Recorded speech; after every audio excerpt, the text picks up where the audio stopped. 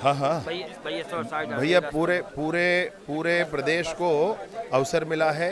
आप जियोग्राफिकली देखें तो सारे क्षेत्र से लोगों को अवसर मिला है। बहुत कर्मठ और बहुत अच्छा मंत्रिमंडल बना हुआ है। ये नए चेहरों को मौका दिया गया है और किस तरह से नए चेहरे जो हैं उनकी मतलब वरिष्ठ लोगों का, बहुत लोगों का नाम कटा है, तो नए चेहरे को मौका मिला है, कैसे? मने ऐसा नहीं है, आप विषय देखेंगे तो पहली बार तो कोई मंत्री बनता है तो जीवन में कभी ना कभी पहली बार बनता है।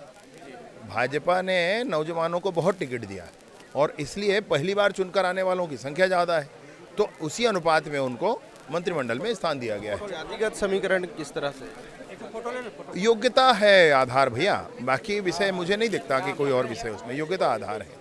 ये थे हमारे साथ डिप्टी सीएम विजय शर्मा जी। और जातिगत समीकरण उतना मायने नहीं रखता, योग्यता की बात उन्होंने कही है कि योग्यता के आधार पर जो है यहाँ पर मंत्रिमंडल का गठन हुआ है, नए चेहरों को मौका दिया गया है। और उसको लेकर उन्होंने कहा कि जब तक कोई पहली बार मंत्री नहीं बनेगा वो उसे अनुभव कैसे होगा, तो इस तरह से नए चेहरों को मौका दिया गया है।